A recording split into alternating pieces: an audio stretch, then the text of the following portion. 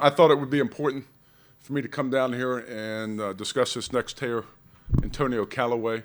I'm very excited to get a guy of this caliber and his talent at the round I thought as you go through this thing, as we sat and processed the information, and we did all types of level of processing the information, and we thought, based on things that have happened in the past, and then based on the kid's ability, we thought that fourth round is probably right where you kind of get a guy like this, because you have certain resources in place that can help young men develop.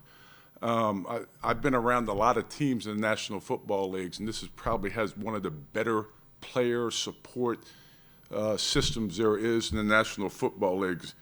And I just want you all to realize one thing. He'll understand what it means to be a Cleveland Brown. And once he understands 100% what it means to be a Cleveland Brown, the Cleveland Browns are 100% committed to make this man a football player. I've always said this very humbly. It's not our job to have people leave as good players. It's our job to have people leave as good people as well. So that's where it is. And with that, I'll take your questions. You talk about character being important, and then you take a guy who's had this history. Character is important. I think it's a case-by-case basis, and you sit and meet individuals, and then you begin to understand what they are as people. If you sit there and understand his situations and his life story, you can see a guy that strives to actually loves the game of football, but he likes structure and he likes routine. And as long as you can see that there's a degree of humility with this person. So, you have to do your risk tolerance and say, okay, where are we here? And I thought this was the appropriate level to kind of make a move like this. Did you talk to him? Was he one of the 30 guys you had in, or did you? No, we talked to him multiple times. We talked to him at the Combine, a 60-player interview. We talked to him also down at the train station with the position coaches. We brought him into one of the 30 visits. And then when you what's really neat is the greatest impact that a player has in the game of football is usually that position coach. And when you have a strong personality like Adam Henry, who can lead men and change men around, I've seen that year in and year out with really strong coaches that can change young men's lives. And I truly believe that with our leadership on our coaching staff, between the offensive coordinator, the position coach, and then you throw Hugh in there, I think I'm okay. I'm excited for it. Not even playing last year, is that something to consider? We talked to him about this situation at the Combine, and it killed him. And I think the time away, a time to reflect, probably helped him understand how important the game of football is. And that's why, you have to understand what's meaningful in his life as well moving forward. The fact that you have a room that includes Josh Gordon and Corey, who's had other off-field things already, Corey Coleman, doesn't that factor into the risk of this?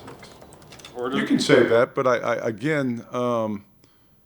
think the position coach will make an impact there. I do believe that. And I believe this guy is driven, this kid will be driven to prove people that, what, I made a mistake, but I'm excited to be a Cleveland Brown. Just one mistake, though. You got a sexual assault investigation.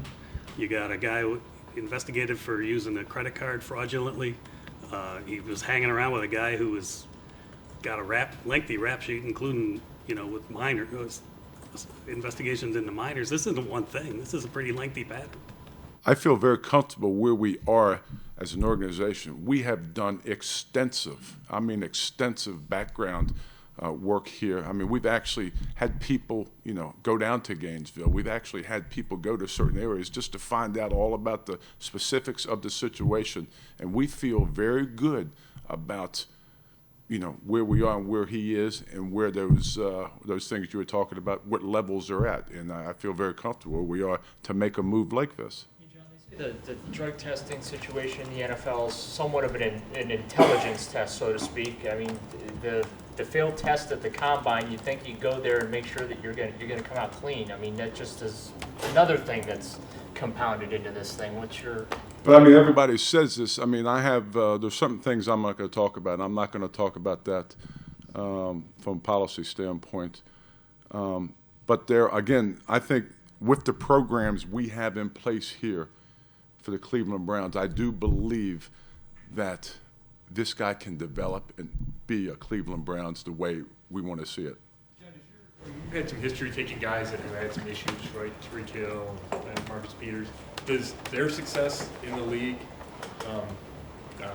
give you confidence that it can work out or affect this decision in any way? No, I think it's a case-by-case basis. I think each one of them are. It's kind of like when you meet anybody, you have to understand the depth of the situation, and then you also have to understand the person.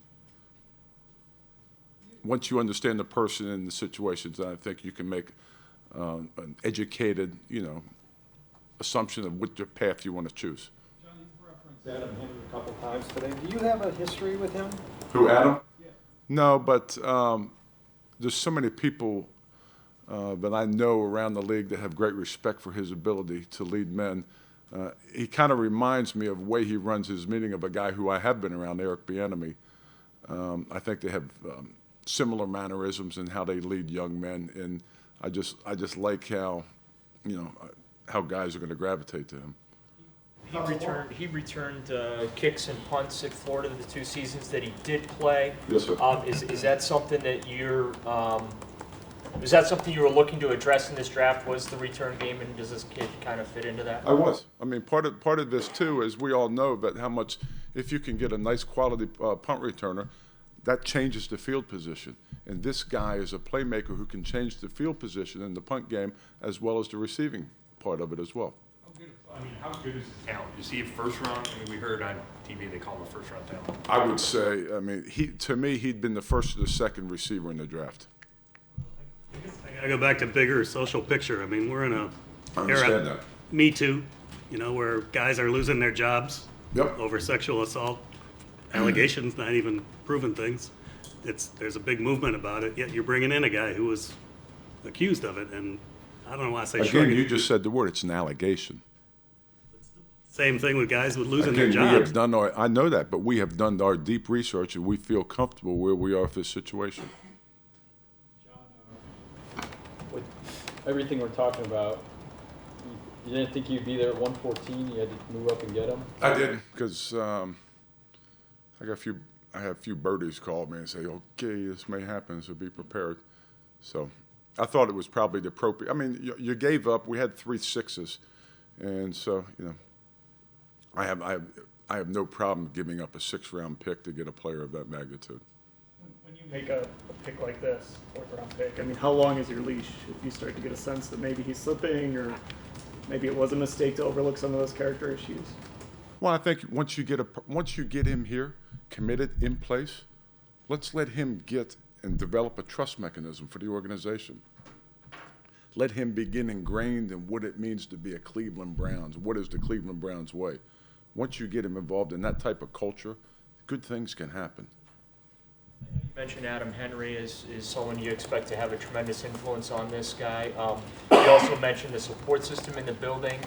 I understand there's certain things you can't talk about. Could you maybe, though, expound upon that support system that is here that you believe is going to impact him? No, I think Ron Brewer and his staff, Joe Sheehan, and the health and player development program, they do a great job. They do that leadership mentoring. They take them through educational seminars. He sits down with peer mentoring groups. And basically what this is they're trying to develop the person. And they go every week, and they sit there and they begin to work through all these programs. And I think it's helpful, and it's refreshing for these guys to get an understanding of those development aspects of the engagement programs. And I just think being around Brew and watching him work and do his stuff, and the people that he brings and has interact with the players, and the community outreach, what they do, it teaches young men, not only be good players, but allows them to grow and develop as men as too. Hey, John, this guy doesn't have a ton of height here. Is he an outside guy, a slot? I think he can play. I think he can play probably X or Z, all depending. He can play either position, plus he can be your returner games as well. I know you've talked about thinking he's the most talented or second most talented, just on talent alone, but can you give us the quick report on exactly what he brings from the skill set? He brings hands. He brings vertical. He brings vertical explosion.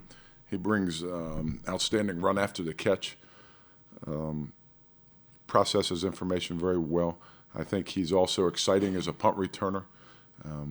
And when you have a guy like that, you have to, it's going to take a little bit in terms of learning the receiver position. It's always a hard transition to make, from college to the pros because of the amount of information. I think he'll do well in that regards.